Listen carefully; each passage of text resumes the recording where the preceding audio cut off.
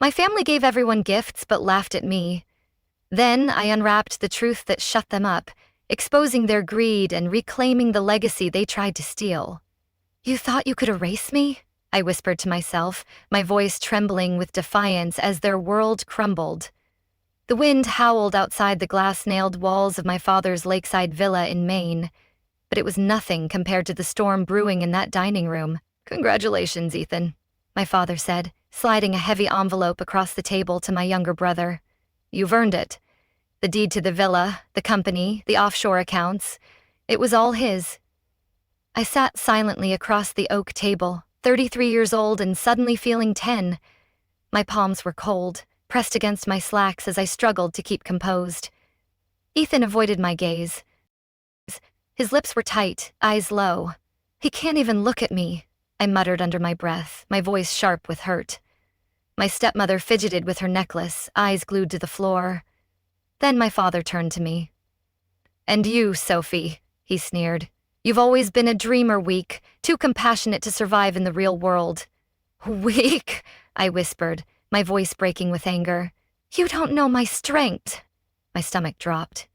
There were 4 others in the room, him, Ethan, my stepmother, and the attorney, but somehow I felt utterly alone.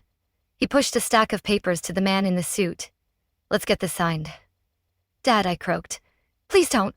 You're throwing me away, I snapped, my voice trembling with betrayal. He rolled his eyes. Spare me, Sophie. You chose to leave.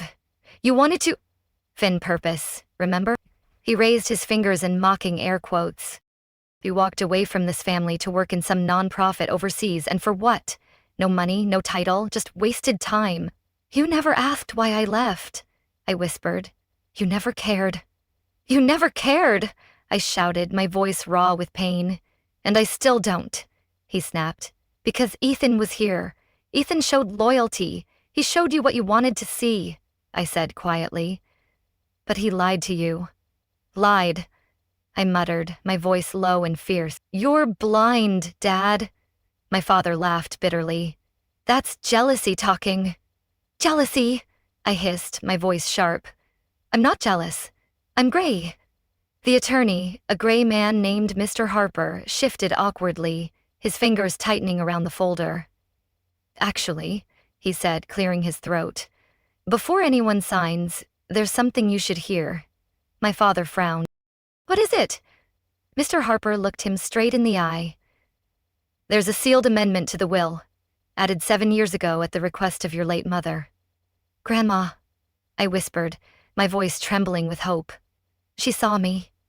My heart jumped. My grandmother, the only one who ever truly saw me, the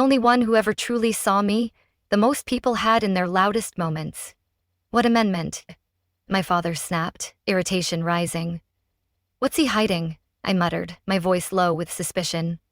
Mr. Harper calmly opened the leather folder and withdrew a yellowed document. This was filed during your mother's final appointment with the notary. Her instructions were clear. It was to remain sealed unless you ever attempted to disinherit Sophie. My father's face twitched. That's ridiculous. She had no such authority. No authority? I whispered, my voice sharp. She had more than you. She did, Mr. Harper replied, his tone firmer now. She retained 51% ownership in Crestview Holdings until the day she passed, and you never challenged it. Legally, she had every right. Ethan shifted in his seat. He's nervous, I muttered, my voice low with realization. My stepmother froze, hands still resting on the diamond pendant she always wore when she needed to feel powerful. Mr. Harper turned to me. Miss Sophie, would you like to read it or shall I? I didn't move. My eyes stayed locked on the envelope in Ethan's hand, the one that held everything my father believed he controlled. Read it, I said softly. Let's hear it, I whispered, my voice steady with resolve. He cleared his throat and unfolded the page. In the event that my granddaughter Sophie Bennett is deemed unworthy by her father, I hereby grant her full authority over my share of Crestview Holdings, to be enacted immediately. All voting rights are to be transferred to her name upon activation of this clause. This amendment shall override any previous agreements regarding decision-making or ownership within the company or family estate. She gave it to me, I murmured, my voice trembling with triumph. Violence. Only the sound of rain against the windows, softer now, as though even the storm was waiting. "What the hell does that mean?" my father barked. "It means," Mr. Harper said, turning toward me, "that your daughter is now the majority shareholder. Nothing you sign today can override that." "Majority?" I whispered, my voice breaking with awe. "It's mine." My father shot to his feet. My father screeched backward, "This is absurd. She doesn't even understand the business." "Maybe not your version of it," I said, rising, my voice steady. "But I know how to lead, how to protect, how to build without tearing people down." "You've torn me down for years," I snapped, my voice raw with defiance. I took a step forward. "You said I was useless, but I never needed your validation." "I never needed you," I shouted, my voice echoing with truth. I turned to Mr. Harper. "Let's move forward. We have a company to run." Ethan stared at the table. "He's crumbling," I muttered, my voice low with satisfaction. My stepmother opened her mouth to speak, then didn't. "My father never sat back down. He's lost," I whispered, my voice steady with certainty, but he didn't say a word. He just stood there, silent, rigid, as the world he thought he controlled shifted beneath him. The room was thick with a stillness that screamed louder than any argument ever could. My father remained upright, lips a hard line, his jaw clenched so tight I could see the tension pulsing in his temple. His knuckles were white around the edge of the chair he'd shoved back, and for the first time in my life I saw something I'd never seen in his eyes. Fear. Not the kind that lashes out, but the kind that sinks in. A quiet, soul-deep fear of losing something he never thought he'd have to fight for. "Please sit," I said gently. "Sit, Dad," I whispered, my voice firm but calm. "You can't run from this." I didn't say it to shame him. I wasn't here for revenge. I only ever wanted what had been withheld from me for decades. Dignity. Still, he didn't move. Instead, Ethan finally spoke. "Wait, this isn't right." He left for her, his team support. She wanted no part in the business. She ran off to help people, or something. "Help people," I muttered, my voice sharp with anger. "I saved lives. I built homes for women escaping abuse. I funded transitional housing for veterans," I said evenly. "I didn't run away. I ran towards something that mattered. Something you'll never understand," I snapped, my voice breaking with passion. He scoffed. "That's nice and all, but you don't know how to run Crestview." "I know enough," I said, locking eyes with him. "To know you've been skimming funds through a shell corporation registered under your college roommate's name. I know your secrets, Ethan," I whispered, my voice low and fierce. Ethan paled. My stepmother gasped. "Sophie, stop. This is family." "Was it family?" I asked, my voice breaking. "When you sat by as—" He called me a failure. When he handed everything to Ethan without acknowledging the sacrifices I made for all of you. "Sacrifices!" I shouted, my voice raw. "You let me bleed for you. You were never built for this world," she whispered. "No," I nodded. "You all made that, but Grandma thought differently." "She saw me," I snapped, my voice trembling with pride. Mr. Harper cleared his throat. "Miss Sophie, your grandmother didn't just leave you shares. She left something else, meant to be given only after this moment." "Something else?" I whispered, my voice soft with wonder. He opened his briefcase and retrieved a small, weathered box. Inside was her old gold-plated compass. Beneath it, a folded letter with my name in her delicate script. My fingers trembled as I opened it. "My dearest Sophie, if you're reading this, it means your father has done exactly what I feared. Don't hate him. He's a product of a world that told him power is louder. You were never weak. You were the quiet strength that held us together. This compass is yours now, because no matter what path you take, I trust you to lead." "She trusted me," I murmured, my voice breaking with love. She threatened, but I blinked them back. I turned to Mr. Harper. "Let's proceed." As I signed the acknowledgement of my controlling stake, my father finally spoke. "You think this makes you powerful?" he said, voice low. "You think she gave you this out of love? She did it to spite me." "Spite?"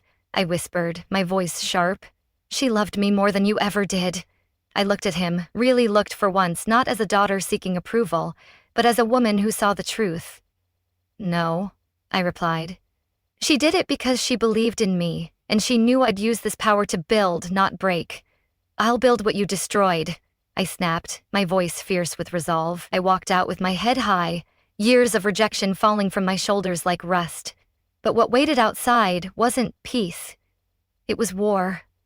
"He'll come for me," I muttered, my voice low with certainty, because power brings enemies.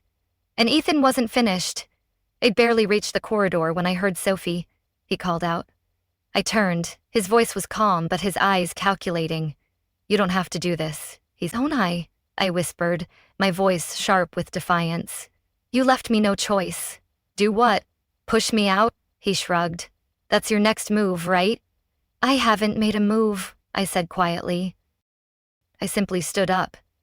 "Stood up?" I muttered, my voice bitter. "I'm taking back what's mine." He chuckled. "You think signing some papers makes you powerful? You don't have the backbone to lead." "Backbone?" I snapped, my voice rising. "I've carried this family for years." My heart pounded, but I didn't flinch. "I'm not here to prove myself to you, Ethan. I'm here to lead with integrity." "To give you integrity?" "You betrayed," I shouted, my voice raw with truth. He stepped too close. "I give you 2 weeks," he sneered, "before you crawl back. The company's not a charity." "No," I replied, lifting my chin. "It's a platform, and I'll use it to build, not break." "You'll see," I whispered, my voice fierce. "I'll rebuild it all."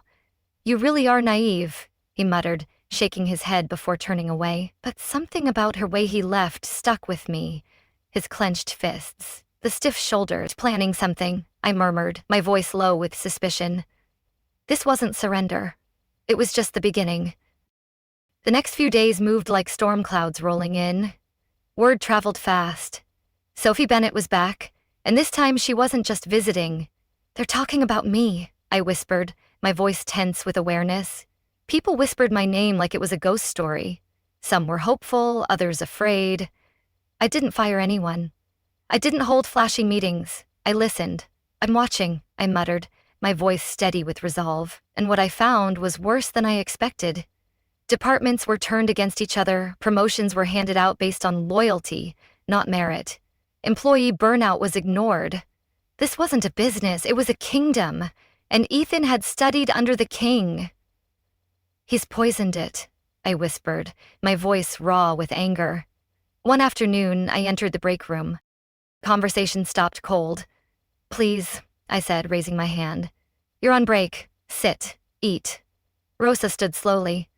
"We weren't allowed to sit if Mr. Ethan walked in." "Not allowed?" I muttered, my voice sharp with disbelief. "That ends now." I blinked. "That changes today." Her face softened. That evening, I stayed late reviewing reports.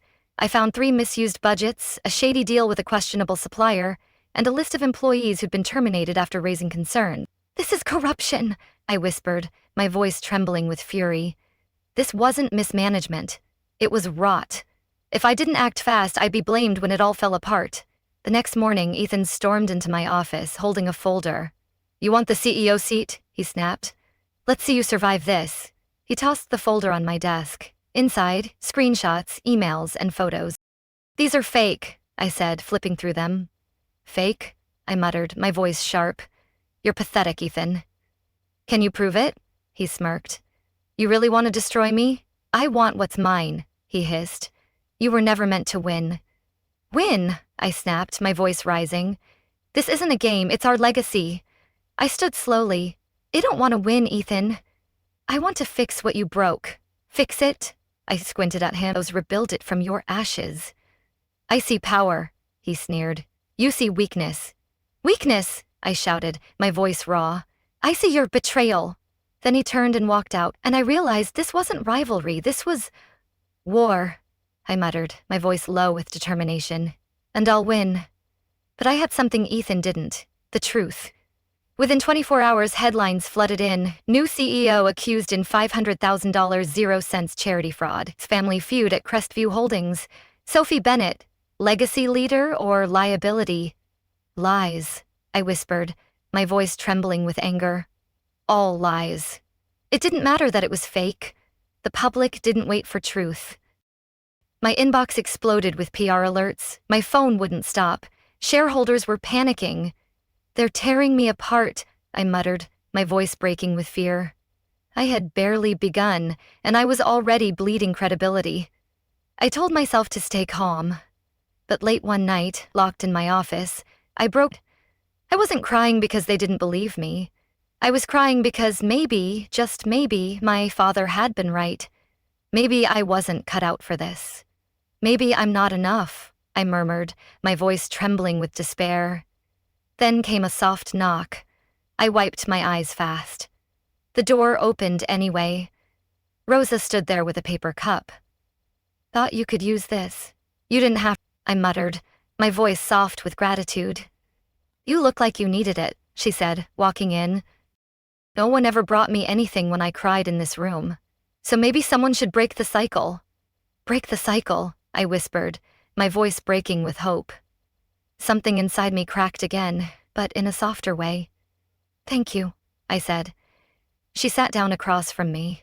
Miss Sophie, do you want to know the truth about your family? The truth? I murmured, my voice trembling with curiosity. I looked up, unsure. She nodded. I've worked here 29 years.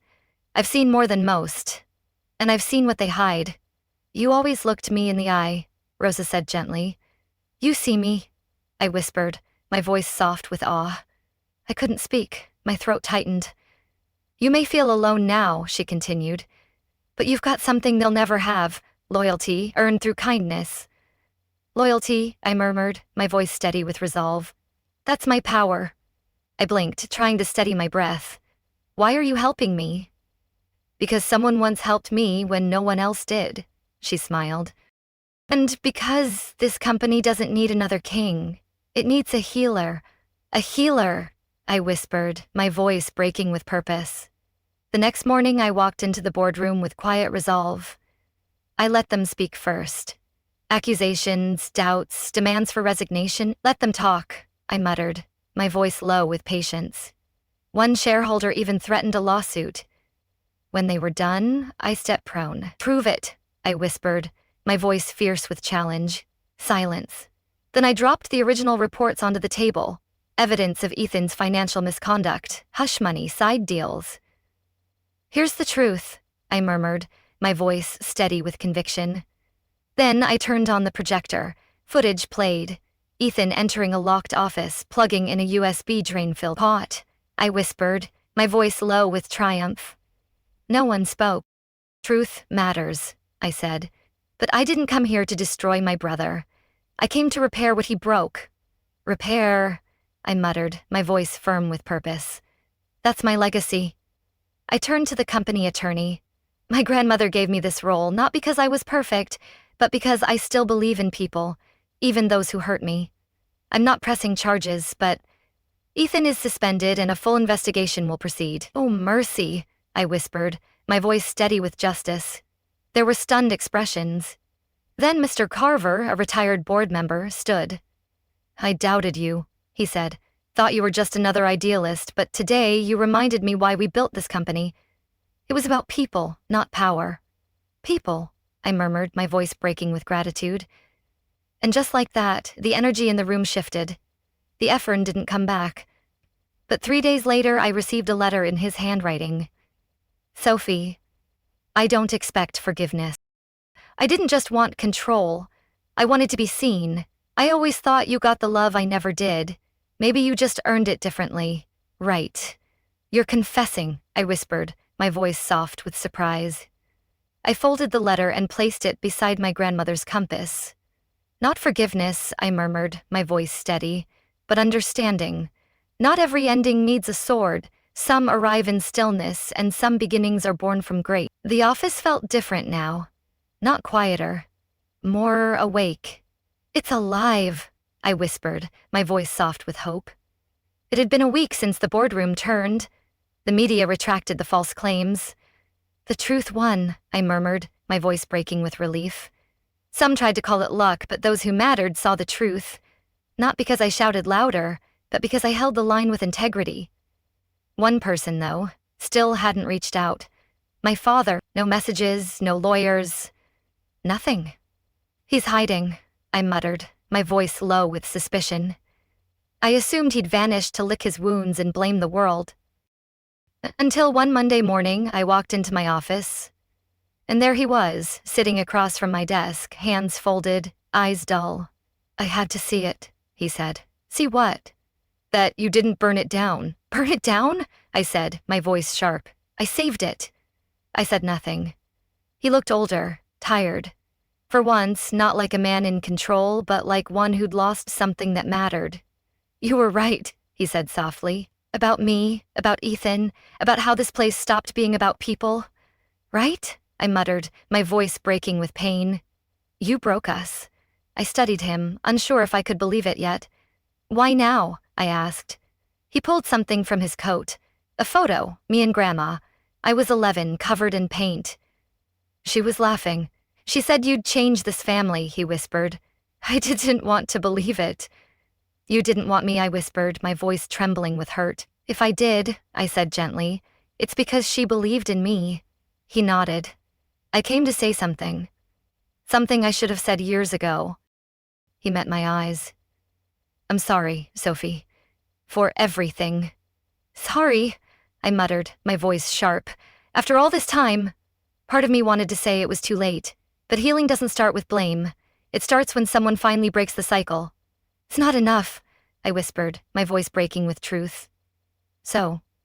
I nodded. "Thank you. I just needed to say it before I ran out of time," my father said. "Then don't," I replied gently. "Fix what you can. It's not too late." "Fix it," I murmured, my voice firm with hope. "Or lose me forever." He didn't respond, just gave me one last quiet look before slipping out the door. 3 weeks later, Rosa stepped into my office with a folder. "What's this?" I asked. "A list of every employee your father let go for speaking up," she said softly. "Figured you'd want to see it." "Their names," I whispered, my voice soft with purpose. "I'll bring them back." I opened the file, read every name, and then we sent out letters, each one an invitation to return, no questions asked. "Come home," I murmured, my voice breaking with resolve. Not because I needed redemption, but because legacy isn't built on bloodlines. It's built on how you make people feel when you leave the room. Months passed. The company didn't look flashier. It looked warmer. "It's healing," I whispered, my voice steady with pride. Ethan never returned, but we met once for coffee. No apologies, no digging up the past, just two siblings trying to understand each other. "Maybe it's enough," I murmured, my voice soft with peace. Maybe that was enough.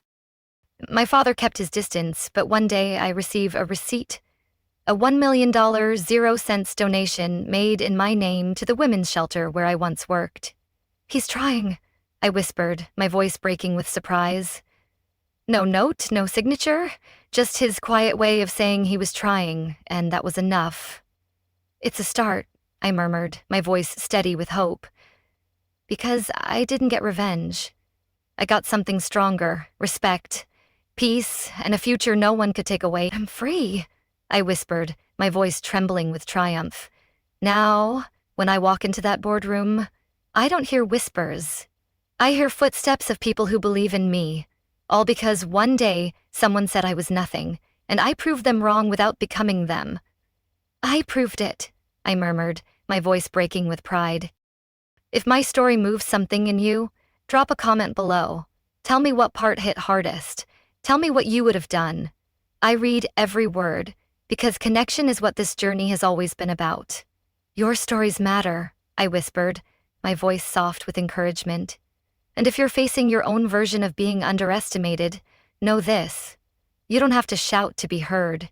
"Stand steady," I murmured, my voice steady with conviction. Subscribe to the channel if you believe in healing through strength and strength through kindness. "Healing," I whispered, my voice breaking with purpose, because sometimes the quietest ones carry the loudest legacies. "My legacy," I murmured, my voice fierce with pride.